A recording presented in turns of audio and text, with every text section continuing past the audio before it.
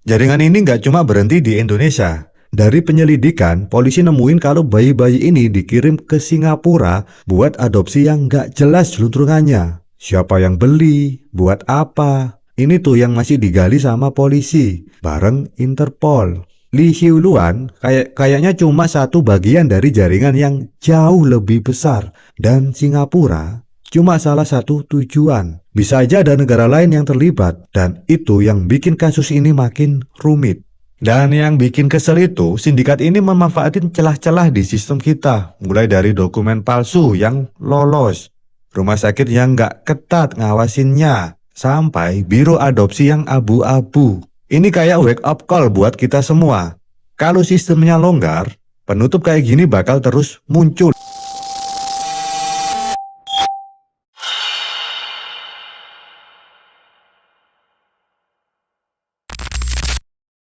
Halo bos, selamat datang kembali di Zona Kriminal, tempat kita ngulik sisi gelap dunia yang bikin bulu kuduk merinding. Aku Beri WB dan hari ini kita bakal bahas kasus yang bikin miris sekaligus ngeri. Sindikat penjualan bayi lintas negara yang baru-baru ini diungkap polisi di Jawa Barat. 8 wanita ditangkap, puluhan bayi jadi korban, dan jaringan ini ternyata menjalar sampai ke Singapura. Siap-siap dengerin cerita ini yang bikin emosi campur aduk. Ayo kita mulai. Bayangin ya, tengah malam di Bandung. Polisi lagi sibuk operasi senyap. Mereka nggak ngejar para pelaku balap liar atau maling biasa, tapi sindikat yang jualan bayi. Polda Jawa Barat baru-baru ini nangkap 8 wanita yang terlibat dalam jaringan perdagangan bayi internasional. Ini bukan kasus baru loh. Karena sebelumnya udah ada 14 tersangka lain yang udah ditangkap. Totalnya jadi 20 orang udah diciduk. Tapi 2 pelaku utamanya, Wiwit dan Yuyun Yuningsih, masih kabur dan masuk DPO. Kasus ini mulai terbongkar gara-gara kecurigaan polisi di Pontianak dan Kubu Raya, Kalimantan Barat. Mereka nemuin aktivitas aneh. Bayi-bayi kecil dipindah-pindah kayak barang, lengkap dengan dokumen palsu. Nah, dari situ polisi ngejar jejak sampai ke Bandung, pusat operasi sindikat ini. Bayi-bayi ini yang kebanyakan baru lahir disiapkan buat dikirim ke Singapura dengan kedok adopsi. Gila kan, kewendeng. Ini bukan cuma soal duit, tapi nyawa anak-anak yang dipermainkan. Dan yang bikin ngelus dada, sindikat ini udah beroperasi sejak 2023. Mereka punya sistem yang rapi banget, kayak perusahaan beneran. Mulai dari cara rekrut ibu hamil, bikin dokumen palsu, sampai ngirim bayi ke luar negeri. Polisi bilang setidaknya 25 bayi udah jadi korban, dengan 15 diantaranya dikirim ke Singapura. Ini tuh sebenarnya bukan sekedar kejahatan lokal bos, ini jaringan internasional yang bikin kita bertanya-tanya, seberapa dalam sih lubang kelinci ini?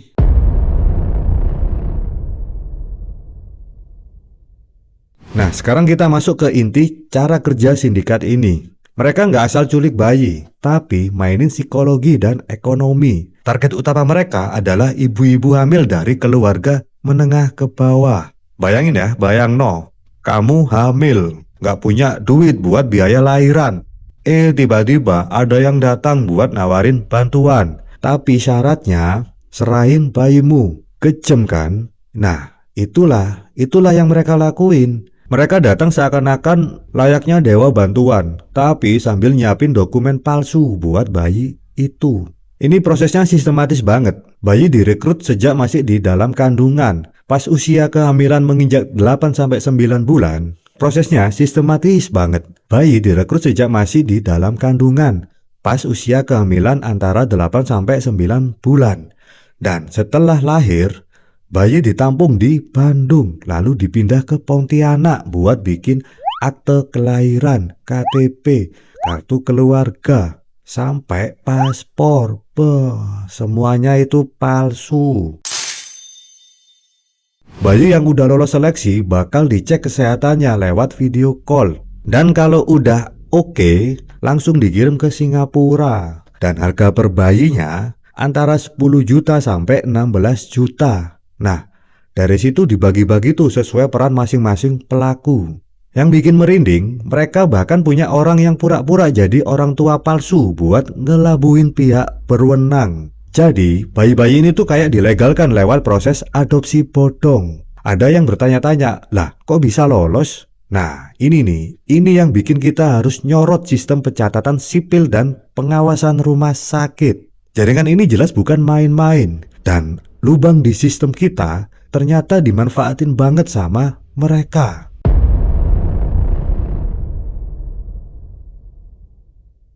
Oke, sekarang kita ke bagian yang bikin leganya. Meskipun leganya cuma dikit. Dalam operasi terbaru, polisi berhasil nyelamatin 2 bayi. Satu berusia 5 bulan, satu lagi 10 bulan. Di Marau, Kalimantan Barat. Bayi-bayi ini ditemuin bareng tersangka berinisial TSH. Yang kabur-kaburan buat ngehindarin polisi. Total jadi udah 8 bayi yang diselamatkan. Tapi sayangnya 25 lainnya diduga udah terlanjur dijual. Bayi yang diselamatkan sekarang dirawat di Rumah Sakit Bayangkara Sartika AC, Bandung, sebelum dipindah ke panti asuhan. Polisi juga nggak main-main loh soal barang bukti. Mereka nyita 26 lembar fotokopi akte kelahiran, KTP, kartu keluarga, sampai paspor yang dipakai buat ngelancarin operasi. Bahkan akun Facebook milik tersangka AF yang diduga dipakai buat nyari ibu-ibu hamil udah disita buat diselidiki. Ini tuh udah kayak puzzle raksasa yang polisi coba susun, keping demi keping. Dan tiap potongan bukti bisa bawa mereka lebih dekat ke dalangnya. Tapi tantangannya nggak cuma nangkap pelaku. Bayi-bayi yang diselamatkan, ini tuh perlu dicari orang tua biologisnya. Dan itu bukan kerjaan gampang. Belum lagi 2 pelaku utama masih buron. Polisi sekarang lagi bekerja lebih keras, termasuk koordinasi dengan Interpol buat ngejar jejak jaringan ini sampai ke Singapura. Ini tuh udah kayak lomba lari estafet ya. Dan polisi nggak boleh kalah.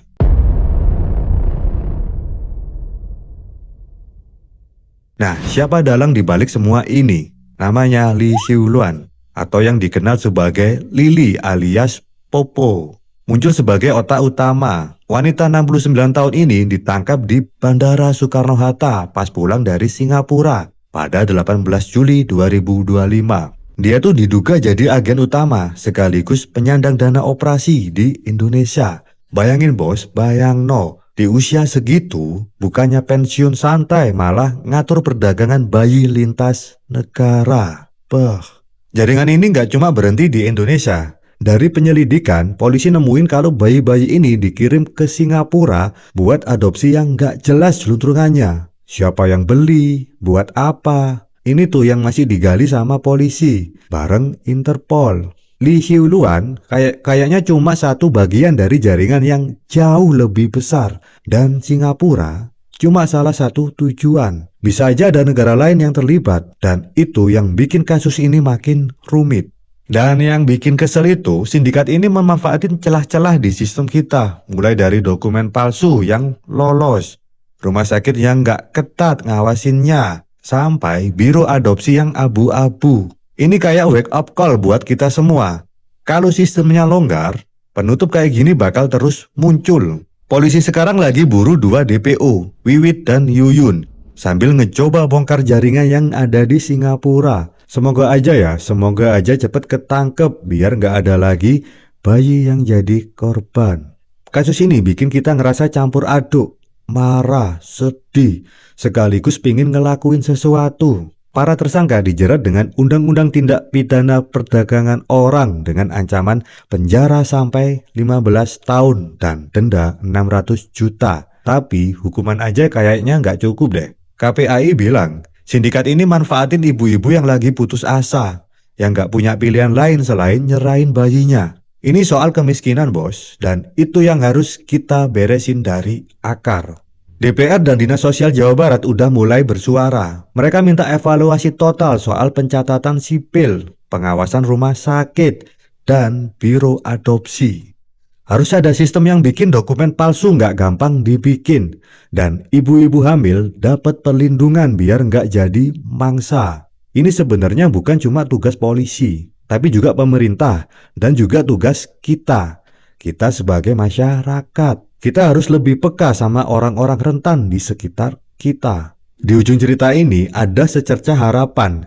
8 bayi udah diselamatkan dan polisi masih berjuang buat nyari orang tua biologis mereka. Tapi ini cuma permulaan bos ya, ini cuma permulaan. Kita perlu kerjasama lintas negara, pengawasan yang lebih ketat dan hati yang lebih besar buat ngelindungin yang lemah. Dan buat para pendengar, kalau kalian punya info soal kasus ini, hubungin polisi ya. Bersama kita bisa bikin dunia ini lebih aman buat anak-anak kita. Wah, cerita soal sindikat penjualan bayi ini bener-bener bikin kita mikir keras ya.